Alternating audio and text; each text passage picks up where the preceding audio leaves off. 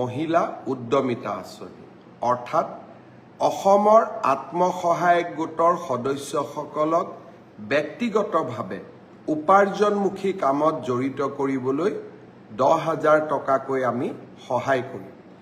এই 10,000 টকাৰ সদব্যৱহাৰ হ'লে ভৱিষ্যতে আমি 25,000 টকা আৰু 25,000 টকাও উৎপাদনমূলক কামত ব্যয় কৰিলে ভৱিষ্যতলৈ বেংকৰ সৈতে 50,000 টকা। যেতিয়া মই এই আঁচনিটোৰ কথা কৈছিলোঁ, মহিলা সমাজে অত্যন্ত উৎসাহেৰে আগবাঢ়ি আহিছিল। আঁচনিটো ৰূপায়ণৰ নীতি নিয়ম পালন কৰোঁতে কিছু সময় লাগিলে।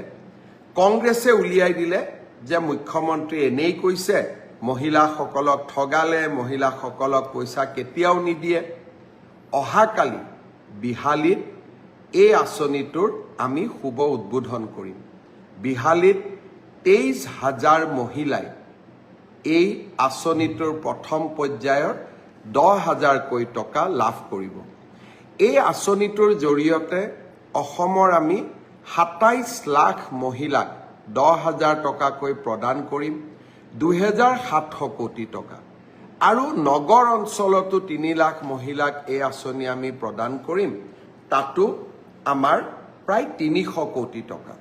অৰ্থাৎ আমাৰ আই মাতৃসকলক উৎপাদনমুখী আৰু মহিলা সবলীকৰণৰ দিনত কালি আকৌ এটা বিশাল পদক্ষেপ।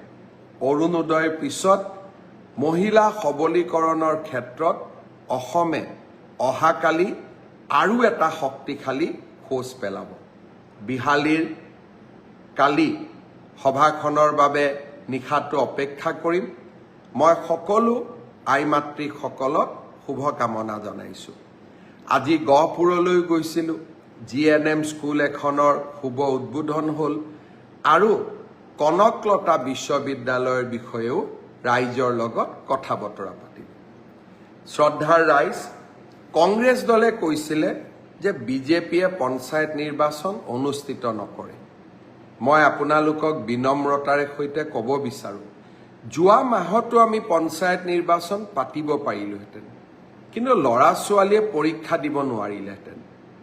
ল'ৰা ছোৱালীৰ স্বাৰ্থ, মোৰ ভাগিনসকলৰ স্বাৰ্থ মোৰ বাবে আটাইতকৈ ওপৰত।